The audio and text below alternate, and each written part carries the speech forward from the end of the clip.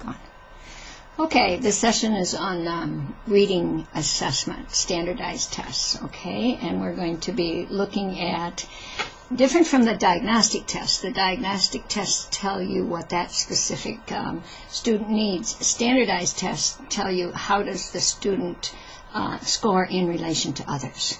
That's the big difference, okay? So we're going to talk about reading and writing. First, about norm reference tests. A norm reference test compares students to a norm group. You know, so there's 100 kids, this kid's age or grade, they all took the same test, and where is this student? Is he second percentile? Is he 98th percentile?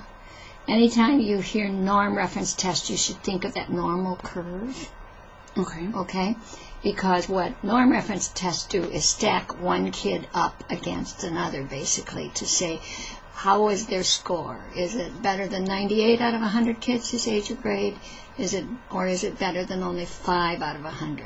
Whatever it is, okay? Okay. So that's norm reference tests.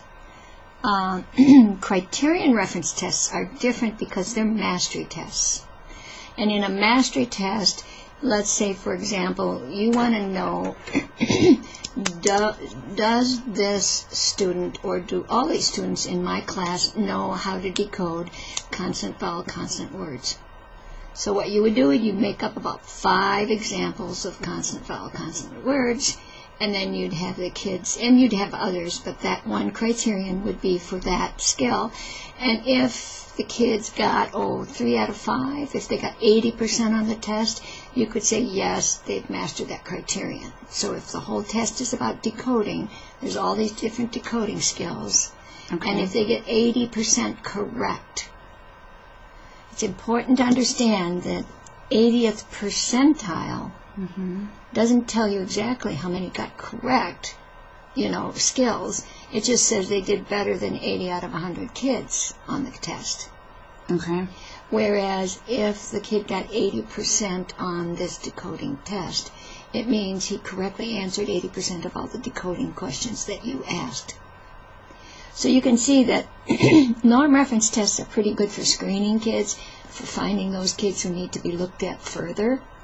For example, your school might say, we're going to look at all kids who scored at the 25th percentile or lower, because we're really concerned about them failing. Criterion reference test will tell you which kids know this content, these standards. Okay. Is that kind of clear? Yep. Okay. Yep. So, what kind of questions to ask and which instruments to use? If your question is, how well is this student doing in comparison to other students his or age grade, then you do want a norm reference test, because you want to know, are they above average, or below average? Okay. Which of the kids do I need to worry about? Which of the kids seem to be right on track where they should be? Which of the kids seem to be advanced? Okay? And in case you're not familiar with all of these, are all norm reference tests. The first one is group ones. ITBS is Iowa Test of Basic Skills. It's a nationally norm reference test that a lot of school districts use, more so in the past than currently. I was going to say, that's been around for a while. It has, years and years and years. A lot of school districts use NWEA now. You might have heard that, or the MAP test. Okay. If you've heard that, it's the same kind of thing. It's a norm reference test. However, they also claim that they can do criterion reference. They can, within this test, say what specific skills kids need. Okay. CAT refers to California Achievement Test. Okay. So that's another one like the Iowa Test of Basic Skills. Not used as much in the Midwest, but it's the same thing. And it'll have more than just reading, spelling, and language arts. It'll probably also have math. It might have even social studies and things, but for our purposes, we're looking at reading, spelling, and language arts. Okay. NAEP is National Assessment of Educational Progress. That's often called the nation's report card. Okay. And Congress declared way back in 1972 that there needed to be this national sampling of students all over the United States to look at how well are they doing in reading and math and then other subjects also. So lots of times you'll hear a lot about this NAEP, National Assessment of Educational Progress.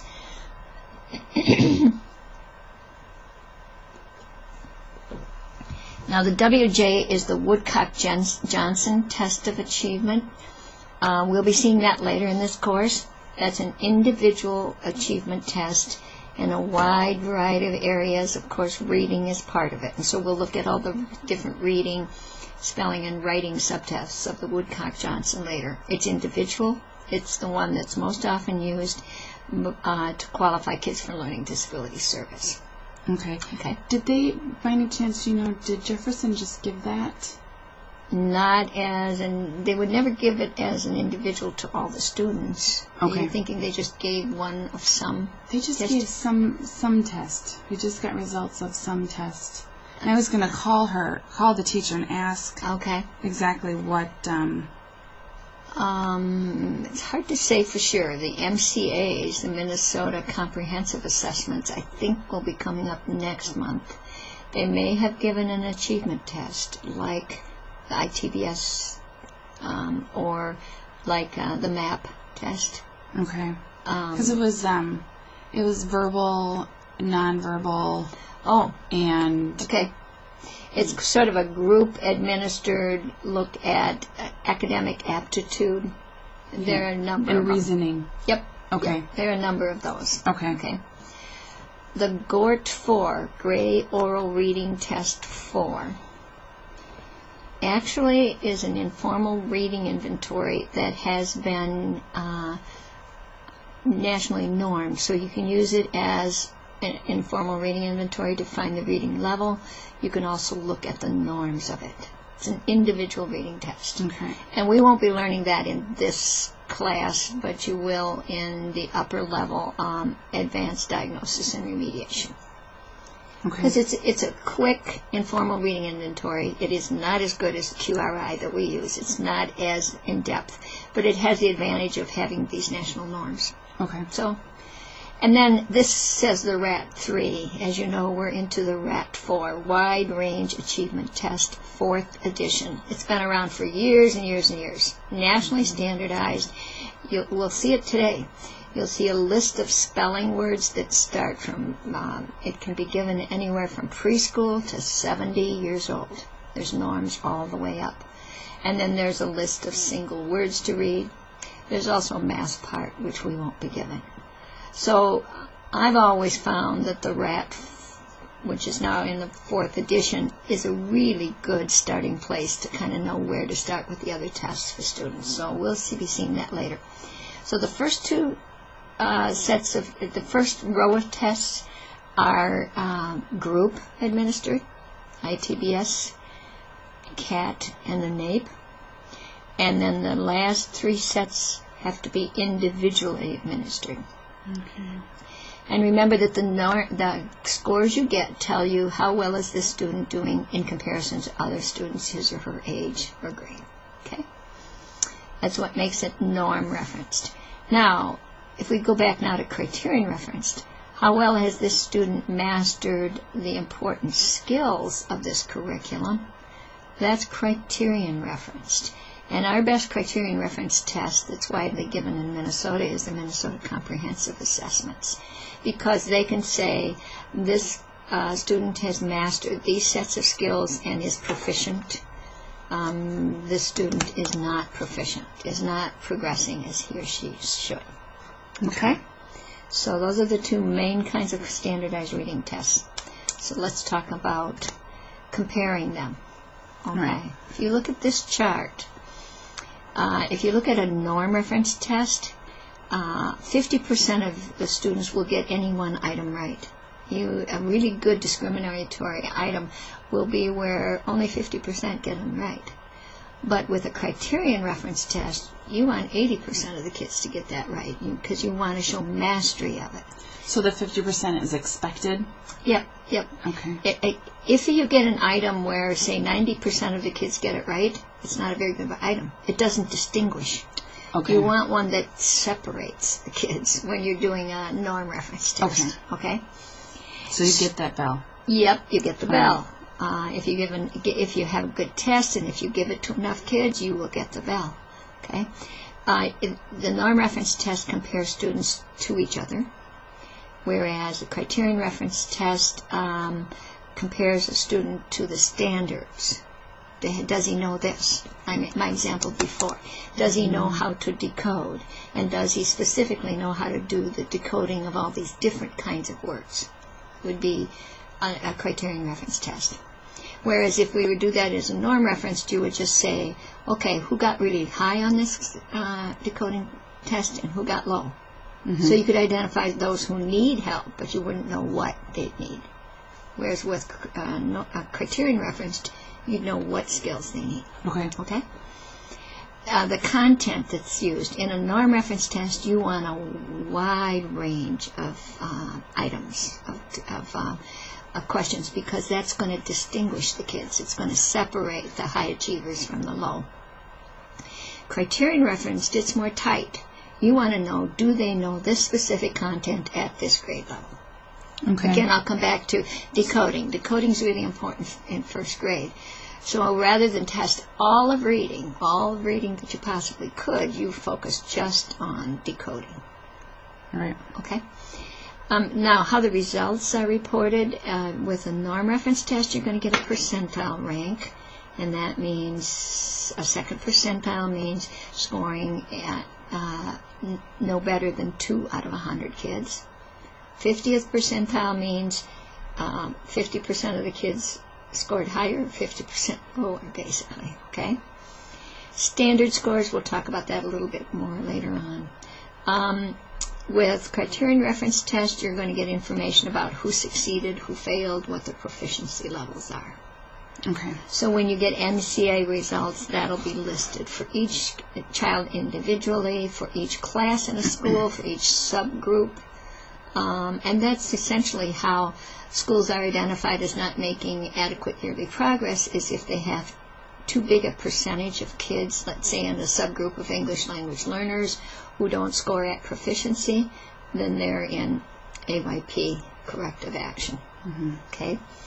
And it's really unfortunate because it makes it sound like the whole school is failing. Mm-hmm. Right? Yes. And really what's happening is it's focusing on the fact that there's this one group that needs extra help, and probably everybody else is fine, but having one group not make it over a number of years can put the entire school into this failure category. It's very frustrating. Mm-hmm. So let's talk about understanding test scores. Now I wanted to go first into the uses and the misuses. Okay? With norm reference tests, you can get standard scores. A standard score, and at X, it actually should have a bar above it. It's X bar. And in parentheses, that's standard deviation. Okay. What that means is that the average score at the 50th percentile is going to be 100. And then at the other ends of the bars, you'll see that pretty soon, it'll be 15 is the standard deviation. So 68% of the kids are going to fall within plus or minus 15. So minus 15 from 100 is 85. So in that standard score of 85, plus 15 is 115. 68% of your kids are going to fall within that band. Now, some of them use 10 as that 50th percentile with a standard deviation of 3. And you will be seeing that in some of our tests. I'll be pointing them out to you. Okay. And if this isn't real clear yet, hang on. Hang on. Okay. It'll come. It'll come. This one takes a while. All right. The other kind of scores that you get invariably are grade and age equivalencies. They're written as G period, E period, or A period, E period. Okay. I'm going to tell you right now, don't use them. They're very, very misleading, and I'll tell you why in just a little while, but that's a type of score you'll get. And then you'll get what are called stay nines or standard nines. And basically what it does is it takes this distribution of all of the kids and it divides them up into numbers 1 through 3 are below average, 4 through 6 are in that average range, and 7 through 9 are above average. Okay? The ones we're going to use the most are percentile ranks because they're the best understood. Okay? So those are all the types of scores. You'll be working with them on the protocols. And we will continually go through them in this course. But let me talk to you about the normal curve distribution. Notice that right here where it says 0, if you go down, that's the 50th percentile. Okay? Okay. Notice that on either side of this, there are 34% of the kids. It's a little bit of a fraction above 2, but you can't, to me, I don't split kids. I just round it off. Yeah, yeah. So if it's a normal distributed group, and if you have over 100 in a group taking a test, usually you'll get this kind of a distribution. 68% of them, or if there's 100 of them, 68 out of 100 are going to fall right in here, right in what's called average range. Okay? And that average range,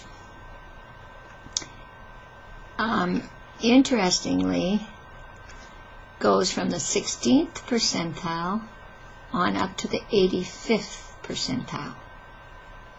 Okay? If you look down, it's a big, yeah. It is. But a lot of people seem to think that the 30th percentile is really, really far from the 50th. But if you look at it, see how close they clump? There's not a big difference between them here. There's not a big difference. Whereas they start to really spread out. Look at how much further from 85 the 99th percentile is. There's an error here. This one plus 1 standard deviation should be the 13, or actually 14%. 14? Yep. Should be 14% below and 14% above. Okay?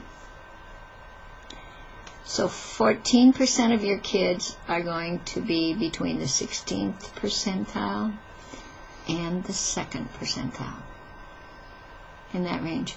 And then another 14% are going to be between the 85th percentile and the 98th percentile. Okay? And then only 2% of your kids are going to be higher than that. Okay? And only 2% will be lower than that, sadly.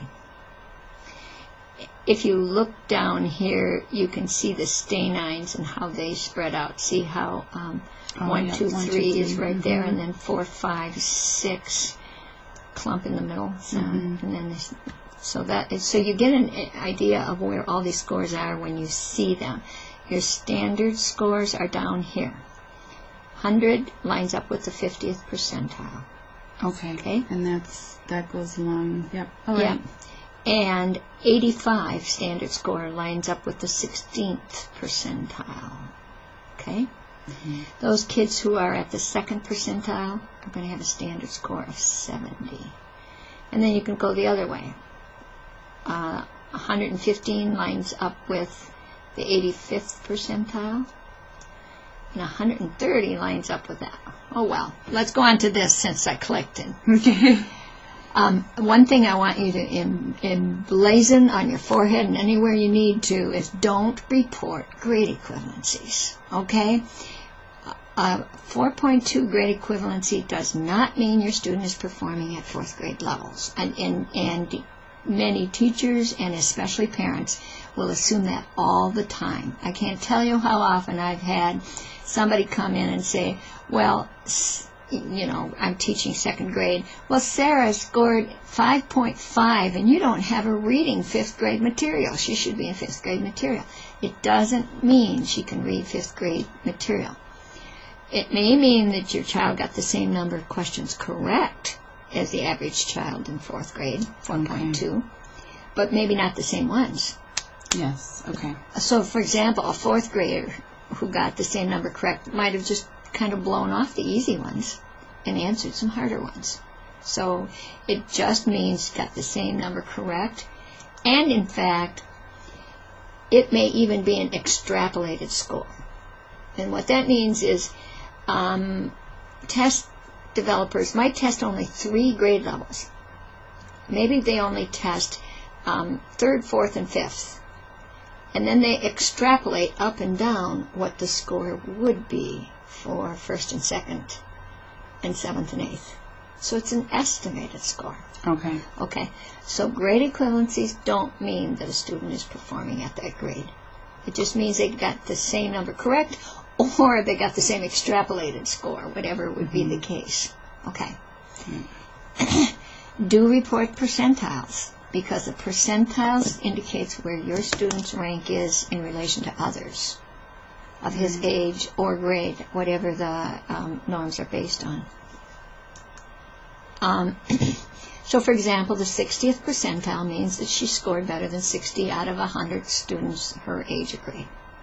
Pretty easy, don't you think, for both you as a teacher to understand and for parents? And a parent, yeah, definitely. So, for example, if little Sarah in 2nd grade got 4.2, she'd probably be at the 60th, 65th percentile, maybe in 70th percentile, which means she is needs to be challenged. She's not reading at grade level, but she's not necessarily reading 4th grade level. Yeah. Okay? So the percentiles are the least likely to be misinterpreted. On your test protocols, you're going to be doing standard scores and you're going to be doing percentiles. And I'll be telling you, don't even write in the grade equivalencies. Okay? Even though there's a space with them. Spot for them. Yeah. So we're going to practice some with derived scores. Actually, I think on this one we're going to skip this. I don't think I had got that ready. Okay. Because let's go on to talk about how do you evaluate whether the test you're thinking of buying for district or using is a good test or not. You want to know that it's going to get consistent results with kids, that it's got good norms, right? You don't want to do one as, for example, years and years ago, I got really excited because I saw there was an expressive vocabulary test. And I bought it, and when I got it, I saw that, and I'm working here in the Midwest, and I saw that it was normed on, like 200 kids in San Francisco. I had no reason to believe that my kids here in the Midwest would be similar to these kids in San Francisco, so I didn't use it because I didn't feel like it was a good norming population. Now, the interesting part of that is that company has taken the test, actually the PPVT company has taken that expressive vocabulary test and nationally normed it. So along with the receptive vocabulary test, they now have national norms on this expressive vocabulary test. And it's a really good combination to get both of them. No, that's the flip. Yes, that's the flip one. All right. So the PPVT is where you see, they see 4 pictures, you say the name, like point to Bannister, and they tell you which one is Bannister, for example. That's receptive because they don't have to say anything. The EVT, expressive vocabulary test, that we do in the advanced course, is set up the same. So they'll see just one picture, and you'll ask them to name it, or you'll ask a question about it. So it calls up names or understanding of being able to talk about it. Okay. So this test... This is receptive. You are having them point to it. They don't need... They are hearing the vocab word and looking at the picture. The other test, they actually have to pull the word up themselves. Exactly. All right. And so for kids who have naming problems, the other one is very interesting. We'll talk about that later. Okay, we have some that test verbal fluency and naming speed. We just alluded to that a little bit with the verbal fluency. The RAN-RAS, Rapid Automatized Naming, Rapid Alternative Stimuli, I believe is the second part of it because it's new. Test the ability to call up words over and over and over, how fast you can do it. And I think we've talked about that, about kids who have word retrieval problems, where they're standing there, that thing, stuff. Yep. Oh, yeah. That's the word. Or the retrieval problems I have now with remembering people's names. And so Megan is standing in front of me, and I'm trying to call up her name, and I call her Melanie. Yeah. I mean, I know what her name is, but then one that comes up is not her name. Mm-hmm. Those are word retrieval problems. Okay. And this one is a really good one for predicting word retrieval problems or for identifying it. Okay. And then the test of silent word reading fluency is really interesting because it tests silent fluency. It tests how fast kids can read silently, single words, okay? Most of the fluency tests that we've had so far have been where they have to read out loud and you time them, like with the CBA or with the QRI or running record. Running record usually does not time, traditionally not. But this is a silent one, so it can be given then to all the kids at once. Is this the one where all the words are in one big line and they have to draw the lines in between? Yes, between the words. Okay. Exactly. And what do they have, 3 minutes? It's 3 minutes, and so you can see how accurate they are and how fast they can go as they do that. Okay. And then we have some reading, spelling, and written language tests. And I mentioned before the wide range achievement test, where in reading they will get a list of words that get progressively much more difficult, and you'll just have them read. We'll be training on that in just a little while. And then in spelling, you'll dictate spelling words to them, and after they've missed 10 in a row, then you stop it. Okay. Because this is a survey test that goes all the way from even preschool, but I wouldn't use it in preschool. I'd use it from first grade to adult. Okay, and then the Towel 4 is now in the 4th edition, test of written language. That one's also norm referenced, and we're just going to use one part of it, which is the story writing part. So these are all to be given individually, okay, and these are the ones we're going to learn. But before we do, you need to, if you're going to buy a norm reference test or use one that's already in your school, there's some really important questions that you need to ask. And one of them is validity. This is an important concept to know, too, because it's on the reading specialist test. Okay? Validity basically says, yes, highlight. Does the test measure what it's supposed to measure? So if it says it's a reading comprehension test, but most of what it does is assess word identification or decoding, it's not going to measure. It isn't valid for what it says it's going to measure. So that's validity. Another one is reliability. If kids take the test this week and then you give them the same test a couple weeks later, do they get about the same score? So if a kid gets 80 one week and then only gets 25 the next, and that's pretty general, that's not a reliable test. Okay, so that's one way that reliability is looked at. Another way it's looked at is it internally consistent? Are all of the items testing the same kind of thing? From grade to grade? No, just within any one grade. Oh, okay. Or do those items vary from decoding to comprehension to fluency to all kinds of things? Okay. And don't do enough of whatever, if it's reading comprehension. So we'll talk about how they do that internally consistent. Well, maybe we should do it now. Basically, internal consistency is judged by taking, let's say you have a 50-item test, and you take all the odd items out and all the even items in another pile, and you treat it as though it's two different tests. So you take a correlation. You see how well the scores that a kid gets on the odd items corresponds to the score on the even items. So you take all the kids' test scores, pass, fail, item by item, and so all the odds go in one pile, all the even numbers go in another, and then you see, did a kid get 80% on both of them, or close to the same? Okay. or on some of them did they get a really low score and on the other part of it they got a high score? If they did, then there wouldn't be a high correlation and it would not be consistent. It would have too many other things in it. Involved in it. Yeah. Now, you also need to take a look at that norming sample. So, were there sufficient children tested? Okay. Generally, there should be at least 100 children for each age or grade. Okay? So, for example, in that test that I was telling you about years ago, the expressive vocabulary test, 200 kids, and it was across grades 1 through 6. Well, no, that doesn't mean 100 per grade then. That by itself would say there's not enough of them. You also want to ask, are the students in the norming sample similar to my students?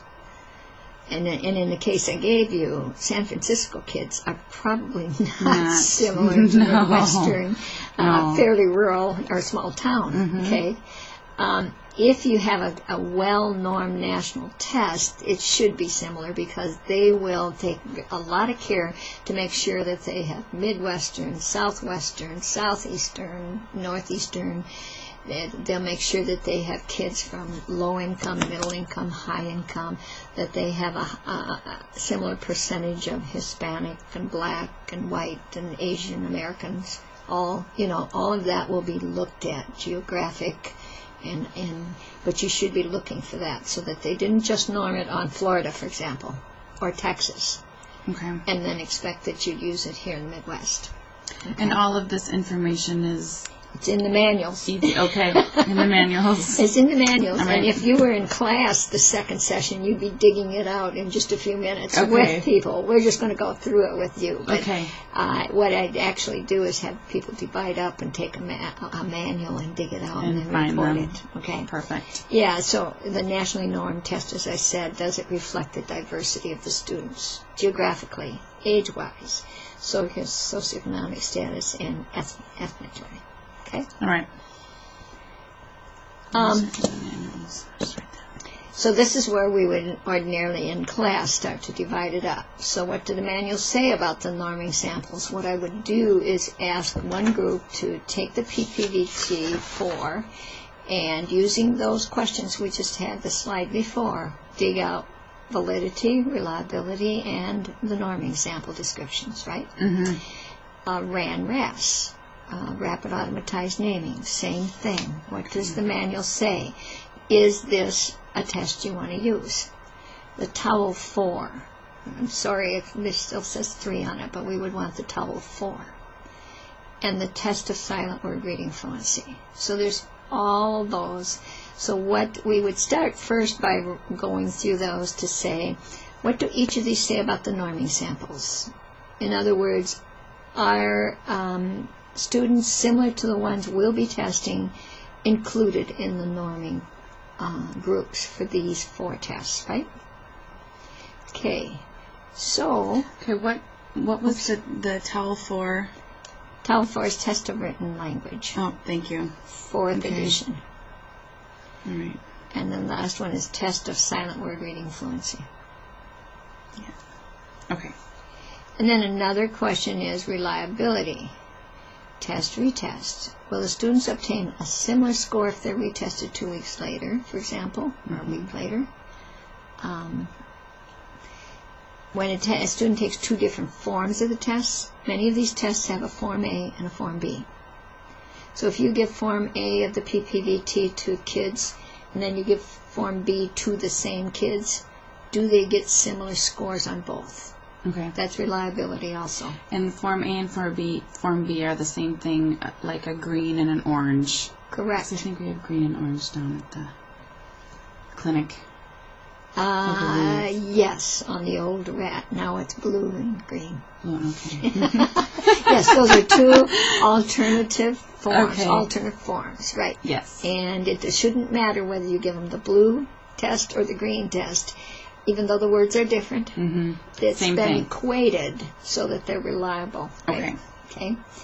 Then internal consistency, and I talked about that. If you split a test results of kids in half, so you have odd numbers in one and even numbers in the other, do their scores on the 2 halves correlate highly, indicating that the items test the same construct? Okay. Same idea.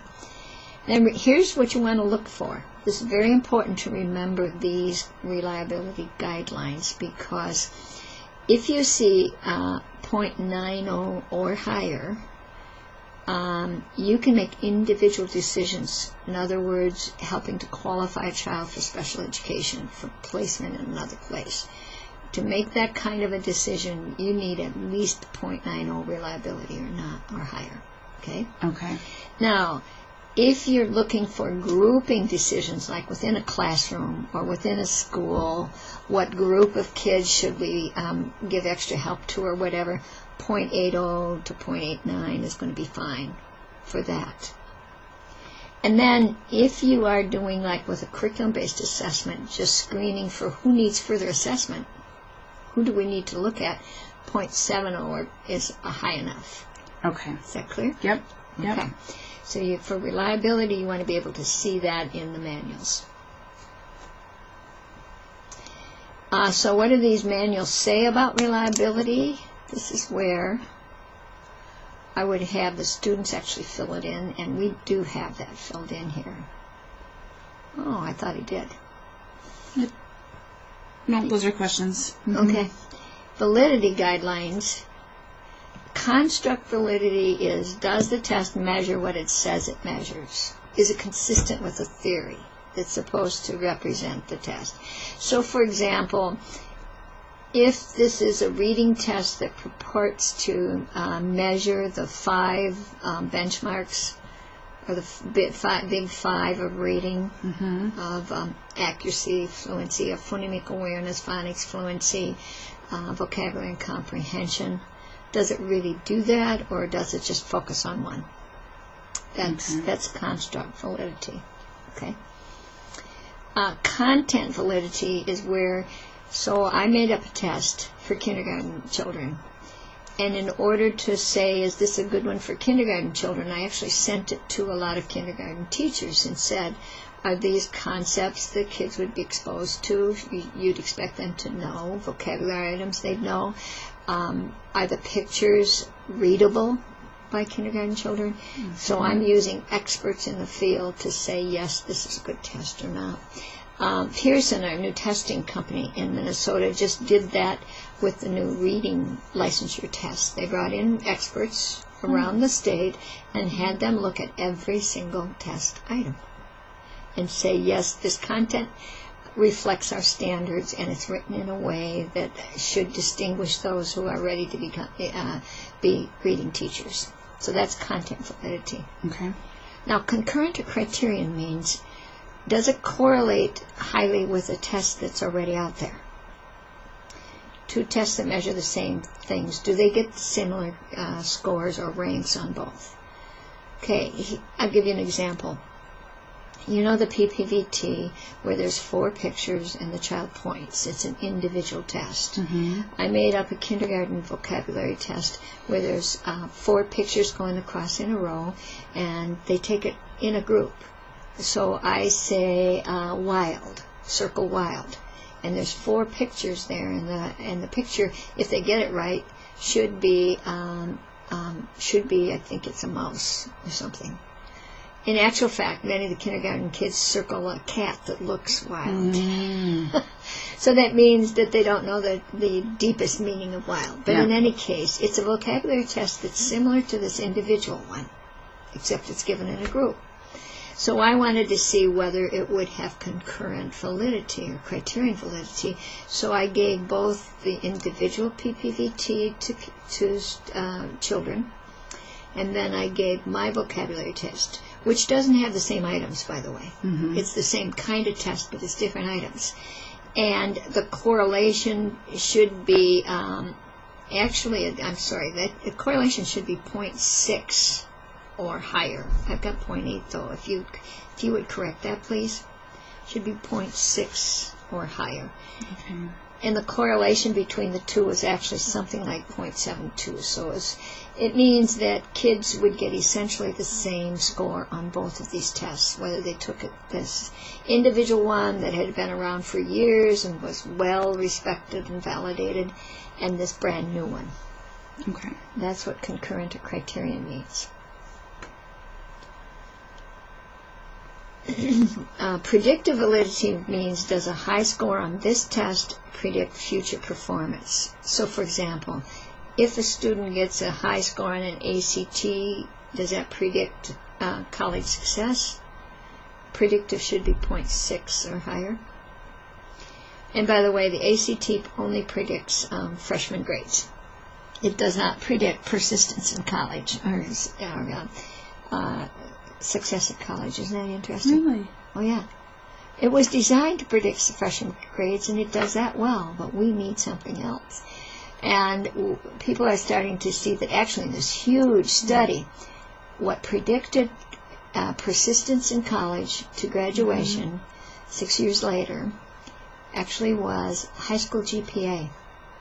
And it didn't matter whether the kids came from a low-performing school with low expectations or a very rigorous school. A high school GPA of 3.0 or higher was really very predictive that that kid would persist. And when you stop to think about it, getting that kind of a GPA in whatever school you're in means you've got good study habits, you've got the desire to work hard. So I think it's that GPA was a marker for what we are starting to call grit. Okay. The grit to hang in there. Yeah. And by the way, some kids with lower GPAs than that did well in the school too, so there's other factors that need to be done. Anyway, that was a little bird walk. That's really interesting. I did not know that about the ACT. Yeah. Which totally makes sense, though. Now, what did the manual say about the validity? Apparently, I don't have the same one up here as you have, because in fact, there are guidelines for it in one of our PowerPoints, but I don't have them in here. Oh, no. No, it's not on this one. Okay.